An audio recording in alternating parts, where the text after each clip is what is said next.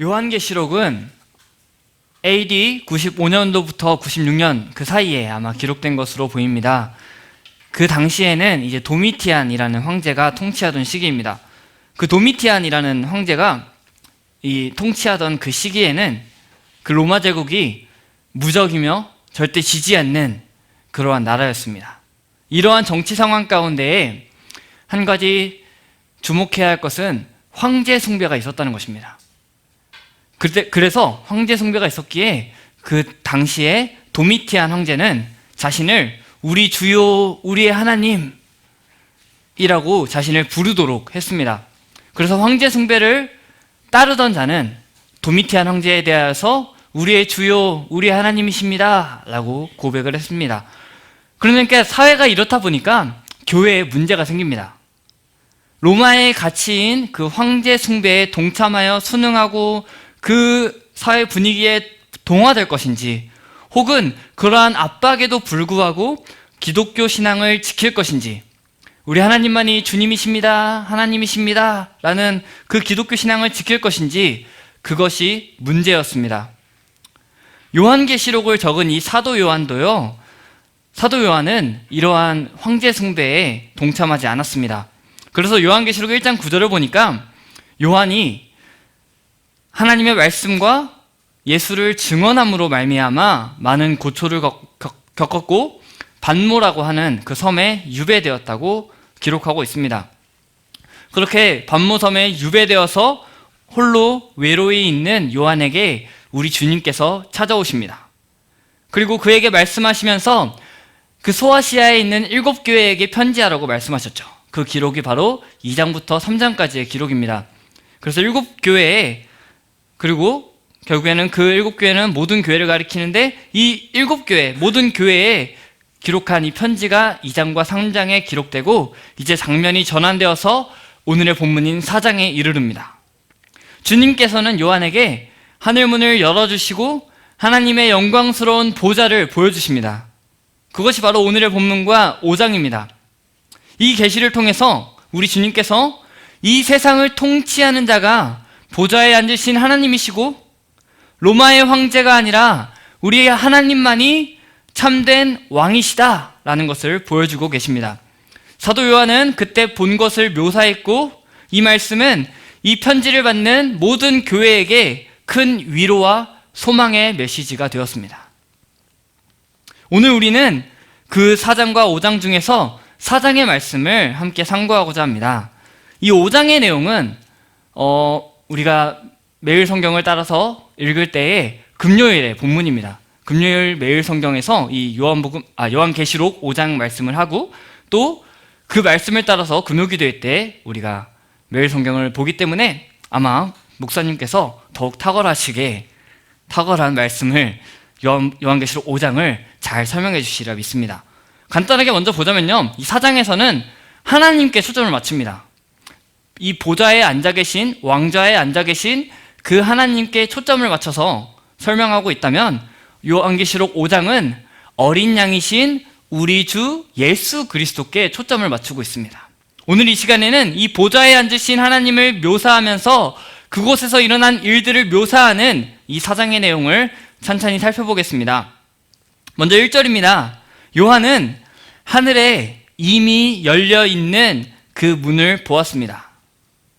막막한 현실 속에 있는, 예수님을 믿는 믿음 때문에 반모섬에 유배된 그 현실 속에 있는 요한에게 이후에 반드시 이루어질 일을 보여주시기 위해 우리 주님께서는 열린 하늘문을 통하여 이리로 올라오라 라고 명령하십니다. 1장 10절에서 이 요한에게 들렸던 큰 나팔 소리와 같은 그 큰 음성이 4장에서 들립니다. 그리고 예수님께서 이제 그리스도의 최종적인 승리와 그의 백성들이 누릴 영광을 알게 하시려고 올라오라고 하십니다. 이 올라오라는 말씀을 들은 요한은 2절을 보니까 곧 성령에 감동되었다고 말합니다. 그렇게 성령에 감동되어서 그 하늘의 환상을 보게 됩니다. 그 요한의 눈에 가장 먼저 보인 것은 하늘에 놓여있는 보좌입니다. 그러니까 하늘에 놓여있는 왕좌가 있었던 것입니다. 그리고 그 왕좌에 앉으신 한 존재가 계십니다. 여기 보좌라는 단어를 우리는 주목해야 합니다. 이 단어가요, 이 보좌라는 단어가 신약 성경에 62회 정도 쓰입니다. 62회가 쓰이는데 그 중에서 47번, 그러니까 15번을 제외하고 47번이 모두 이 요한계시록에 쓰입니다. 특별히 이 4장과 5장에서만 17번이 쓰이고 있습니다. 물론 이 요한계시록에서 이 보좌라는 단어가 쓰일 때에는 하나님의 보좌만이 있는 것이 아니라 사탄의 보좌, 용의 보좌, 다른 여러 보좌들이 있습니다. 그렇게 사탄이 통치하는 자리로도 쓰이기도 합니다. 그러나 사도 요한이 보았던, 이 요한계시록을 쓴 요한이 보았던 하늘에 놓여있는 보좌는 세상의 모든 권력과는 비교도 되지 않는 영광스러운 하늘의 보좌였습니다. 하나님은 그 하늘 보좌에 앉으셔서 이 세상에 대한 통치를 하고 계십니다. 그리고 3절에서 그 앉으신 이의 모양, 즉 하나님의 모양을 이렇게 저렇게 막 묘사하고 있습니다. 벽옥, 홍보석, 무지개, 녹보석 이렇게 표현하고 있습니다. 이 표현들은요, 이제 쭉 환상들의 이야기가 흘러서 마지막 부분에 갈 때 21장까지 이르러서 21장에서 새 예루살렘이 내려올 때 그 새 예루살렘을 표현하는 데 쓰이고 있습니다. 즉 완성된 하나님의 나라의 모습을 지금 4장에서 미리 보여주고 있는 것입니다.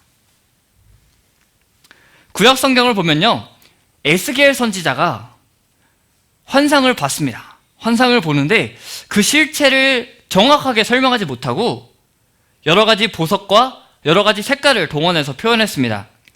그리고 결국에는 그는 여호와의 영광의 형상의 모양이라고밖에 표현할 수가 없었습니다. 사도 요한도 마찬가지입니다.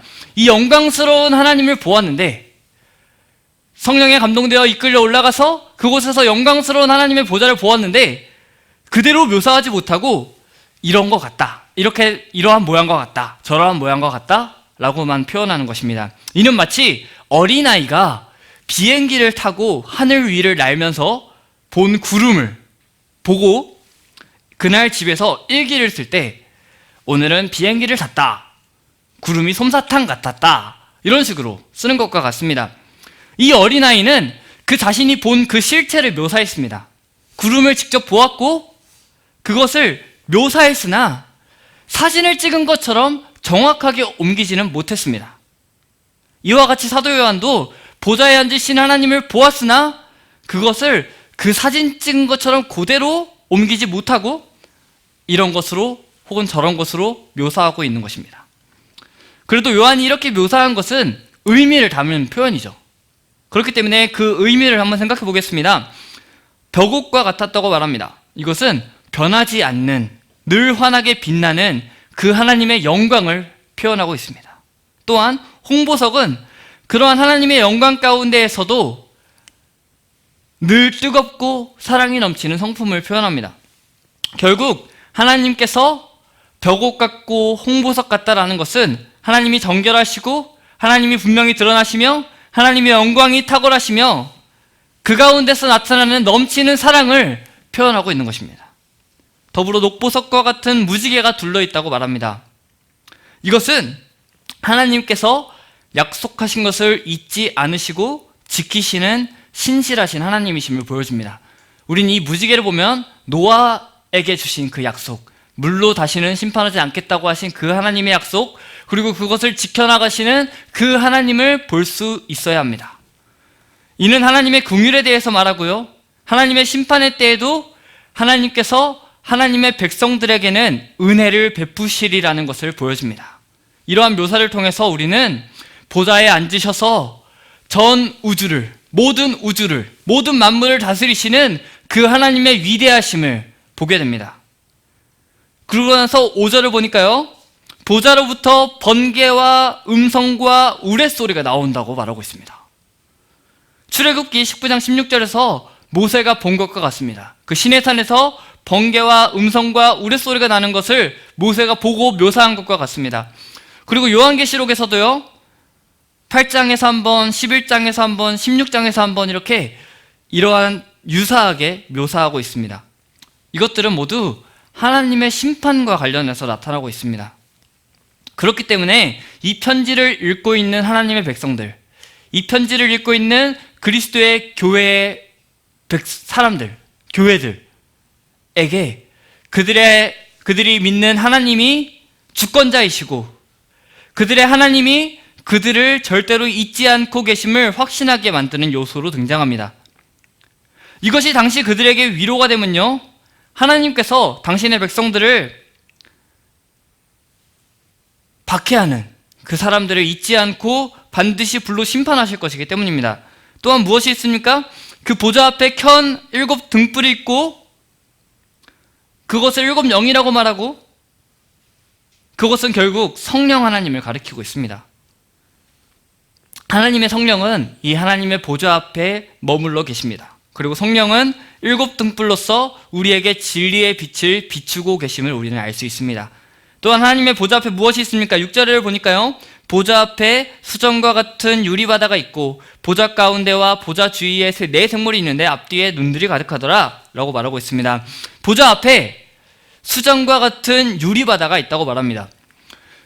우리가 가진 이 성경에서요, 특히 요한계시록에서요, 이 바다는요 굉장히 좋지 못한 이미지가 있습니다. 혼돈의 그 세상을 상징합니다. 그렇기 때문에 이것을 우리가 생각할 때 수정과 같은 유리 바다가 있다, 이렇게 잠잠하고 조용하여 유리처럼 보이는 그 바다를 볼 때 혼돈과 악의 세력을 잠잠케 하시는, 그 바다가 혼돈의 세상인데 그것을 잠잠케 하셔서 조용하여 수정과 같은 유리 바다가 보이는, 혼돈과 악의 세력을 잠잠케 하시는 하나님의 주권을 우리는 볼 수 있습니다.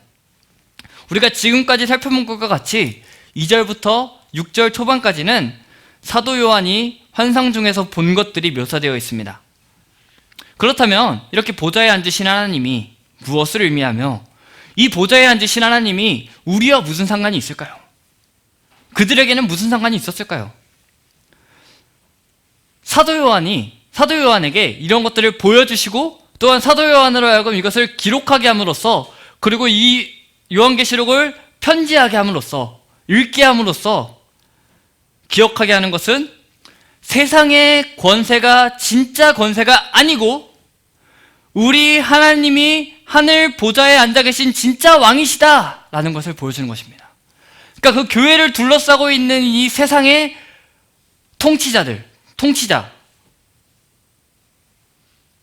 도미티안 황제가 자신을 숭배하게 하는데 그가 진짜 왕이 아니라 하늘 보좌에 앉아 계신 이 하나님이 진짜 하나님이시다 라고 외치며 이것을 읽는 자들에게 위로를 주고 소망을 가지도록 격려하는 것입니다. 즉, 다시 말해서 황제 숭배를 하려고 위협하는 것들이 너에게 있지? 그러나 진짜 왕은 황제가 아니야. 걱정하지 마. 하늘 보좌에 앉으신 우리 하나님만이 참 통치자이시고 하늘 보좌에 앉으신 우리 하나님만이 왕이셔 라고 위로하고 있는 것입니다. 보좌에 앉으신 하나님만이 참된 왕이시라는 메시지와 그분이 심판자이심은 당시 사회에서 도미티안 황제를 주로 고백하지 않았기 때문에, 하나님으로 고백하지 않았기 때문에 고난을 당했던 그 하나님의 백성에게는 큰 위로가 되었습니다. 세상의 권세는 아무것도 아님을 알게 되었던 거죠. 이것은 오늘을 살아가는 우리에게도 여전히 적용됩니다. 세상에서 우리는 예수 그리스도를 믿는다는 이유로 고난을 당하고 어려움들을 당합니다. 예수 그리스도를 믿는다는 이유로 비난을 당하고 고난을 당하고 어려움을 당합니다. 그래서 어쩌면 내가 예수 그리스도 때문에 이렇게 고난을 당한다면 차라리 예수 그리스도를 믿지 않고 좀 더 편하게 살다가 그렇게 살지 뭐 라고 생각하기까지 합니다. 우리의 삶을 더욱 편하게 하는 것처럼 보이기 때문입니다. 그러나 하늘 보좌에 앉으신 그 하나님이 우리의 참된 왕이시고 그분이 태초로부터 지금까지 그리고 앞으로도 영원히 우리의 왕으로 계십니다. 그렇다면 그 보좌에 앉으신 하나님께 4 생물과 24 장로들이 무엇을 하고 있는지 보겠습니다. 사도 요한이 환상 중에서 본 보좌에 앉으신 하나님 앞에는 7등불을 켠 것이 있고 그 보좌 주변에 둘러싼 것은 24장로들이 흰 옷을 입고 금 면류관을 쓰고 각자 보좌에 앉아 있었습니다. 그리고 6절의 후반부를 보니까 이 보좌 가운데와 보좌 주위에 4생물이 있었다고 말합니다. 그 4생물들의 모습을 우리는 함께 보겠습니다. 먼저 이들의 공통적인 특징이 있습니다. 그들은 이 앞뒤에, 그러니까 자신의 그 4생물의 앞뒤에 혹은 안과 밖에 눈이 가득하다고 말합니다. 그리고 각기 6날개를 가졌습니다. 다른 점도 있죠. 첫째 생물은 사자 같고, 둘째 생물은 송아지 같고, 셋째 생물은 얼굴이 사람 같고, 넷째 생물은 날아가는 독수리와 같았습니다. 그렇다면 이들은 누구이며 무엇을 하고 있을까요? 이 4생물의 정체에 대해서 여러 의견들이 있습니다. 그러나 가장 자연스러운 것은 하나님 곁에서 수종드는 특별한 지위의 천사들이라는 이해입니다. 혹은 이 4생물들을 모든 피조물들의 대표격으로 이해하고도 있습니다. 그들은 하나님의 보좌 가까이에서 하나님을 수종들고 하나님을 섬기는 자들입니다. 하나님의 보좌를 지키고 있습니다. 마치 대통령을 가장 가까이에서 경호하고 돕는 그 경호원과도 같습니다. 또한 그들의 눈이 가득합니다. 이는 그들의 탁월한 지혜와 탁월한 통찰력을 의미합니다. 이 4생물들은요, 하나님께 수종들고 하나님의 일을 하는 데 있어서 능력이 있고 충성스러우며 총명하며 신속합니다. 이러한 자들이요, 그곳에서 8절의 표현대로 밤낮 쉬지 않고 이르는 말이 있습니다. 그들은 밤낮 쉬지 않고 보좌에 앉으신 하나님을 찬송합니다. 이렇게 찬송하죠. 거룩하다 거룩하다 거룩하다 주 하나님 곧 전능하시니요 전에도 계셨고 이제도 계시고 장차 오실 이시라 라고 찬송하고 있습니다. 그들은 하나님 가까이에서 하나님을 섬긴다는 것에 감격하여 감사를 드리며 하나님의 거룩하심과 전능하심 그리고 하나님의 영원히 계심을 찬송하고 있습니다. 하나님 그 자체의 탁월하심, 이것을 찬송하고 있는 것입니다. 이와 유사한 장면이 이사야 6장에도 등장합니다. 그곳에는 스랍들이 높이 들린 보좌에 앉으신 주님을 모시고 서서 이렇게 불렀습니다. 거룩하다 거룩하다 거룩하다 만군의 여호와여 그의 영광이 온 땅에 충만하도다. 이 이사야 6장의 맥락은요, 당시에 그 나라의 큰 존재였던 왕이 죽고 의지할 곳이 하나 없는 비참한 상황이었습니다. 그때 이사야가 본 것이 높이 들린 보좌에 앉으신 하나님이십니다. 그 당시에도 여전히 우리 하나님의 완전한 통치가 있었습니다. 그것이 그들에게 위로가 되었습니다. 또한 우리 주 하나님의 완전한 통치가 찬송의 제목이었습니다. 이 거룩의 찬송은요, 거룩하다 거룩하다 거룩하다 라고 외치는 이 찬송은요, 이 거룩은 도덕적인 순결만을 가리키지 않습니다. 물론 하나님은 도덕적으로도 순결하신 분이시죠. 그러나 이것은요, 그분이 이 땅과 비교할 수 없이 탁월히 높으신 초월적이신 분임을 노래하고 있는 것입니다. 세상과 구별된 그 하나님의 탁월하심이 바로 찬송의 제목입니다.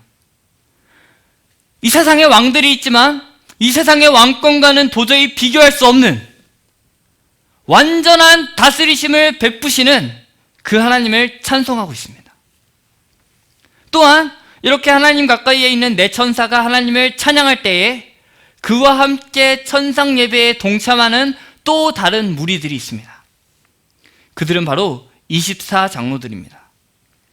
이들은요, 24장로들은 구약과 신약의 모든 하나님의 백성의 대표자들입니다. 이는 또한 요한계시록 21장 9절 이하에도 잘 나타나고 있습니다. 4절을 보니까요, 4절에 이 24장로들에 대해서 표현하고 있습니다.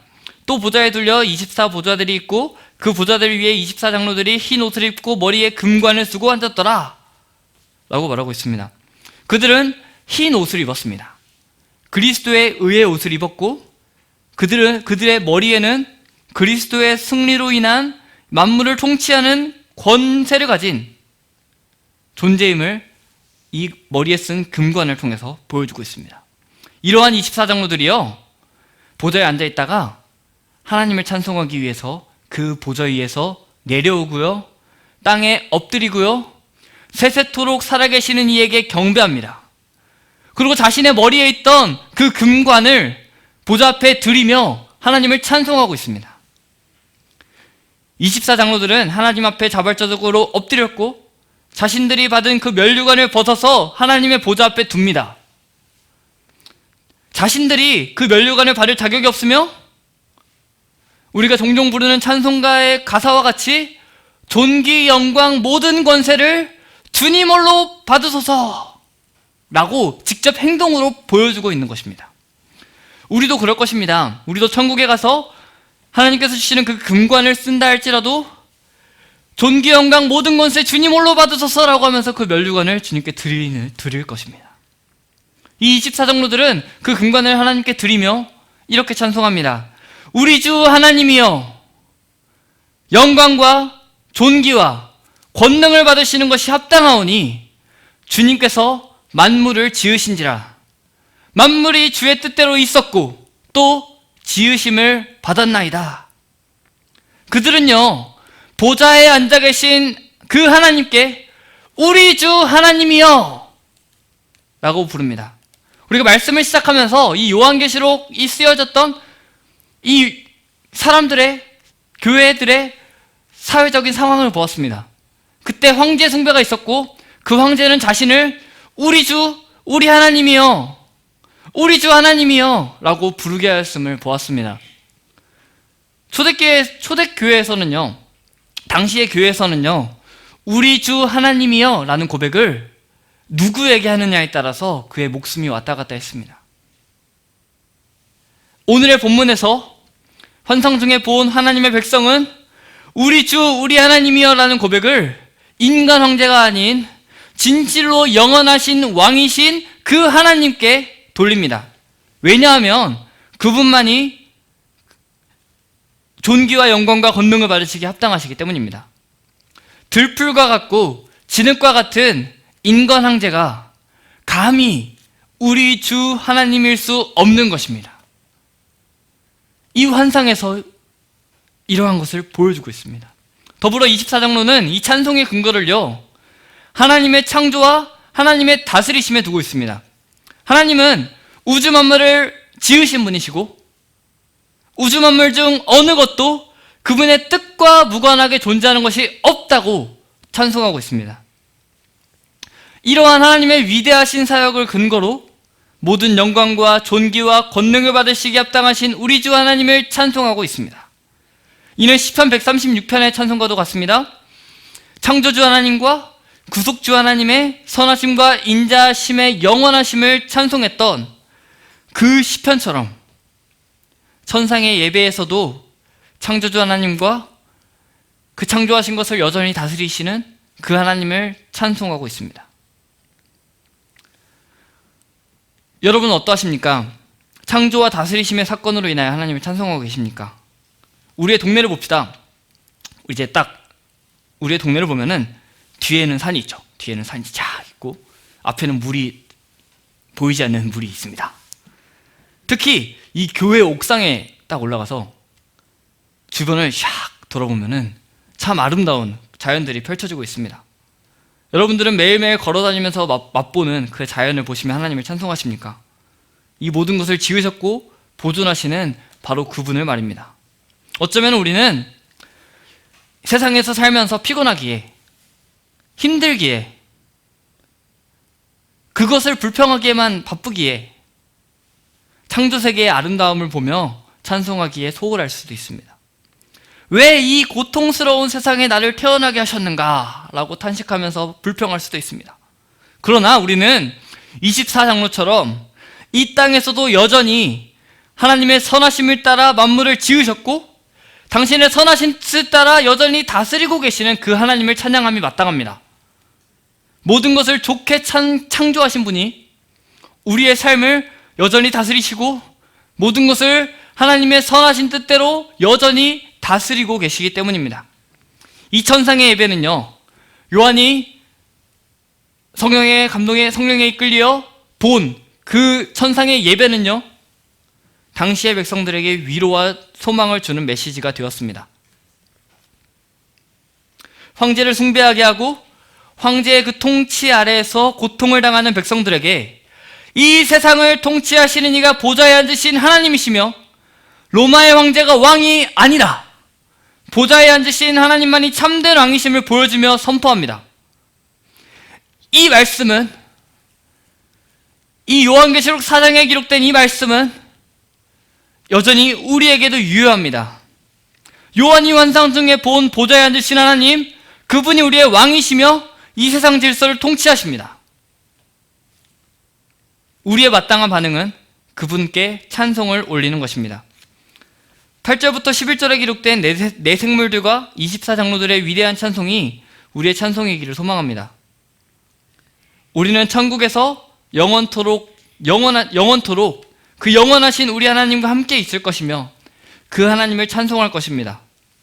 보좌에 앉으신 하나님을 둘러싸고서 밤낮을 쉬지 않고 교제하며 찬양할 것입니다. 지금은 우리가 찬송하기에 목소리가 부족해 보이고 음치인 것 같을지라도 그때에는 이 모든 목소리로 하나님을 찬양하게 될 것입니다. 이 날을 기대하며 이러한 천국을 사모하며 우리는 이 땅에서 찬송하고 예배하는 삶을 살아가면 마땅합니다. 요한이 환상 중에 본 그 보좌에 앉으신 하나님은 오늘을 살아가는 우리의 하나님이십니다. 요한계시록의 수신자들에게 위로가 되었고 소망이 되었던 이 말씀은 오늘날 우리에게도 여전히 소망과 위로의 말씀입니다. 우리 눈에요, 우리가 이 세상을 살아보면 하나님은 잘 보이지 않고 현실이 더 크게 들어올 때가 있습니다. 그때 하나님은 자신이 얼마나 위대하신 분이신지를 보여주십니다. 세상에 그 무엇보다 크신 분이 바로 우리 아버지 하나님, 우리 주 하나님이십니다. 우리는 그 우리 주 하나님의 위대하심을 기억해야만 합니다. 더불어 우리 주 하나님은 천국에서만이 아니라 이 땅에서도 여전히 찬송받으시기에 합당하신 분이십니다. 날마다의 삶에서 이 하나님을 찬송하며 하나님의 위대하심을 선포하는 저와 여러분의 삶이 되시기를 소망합니다. 이러한 우리의 모습을 바라보시며 우리 주 하나님께서 기뻐하시며 영원한 찬송 가운데 우리는 참 행복을 누릴 줄 믿습니다.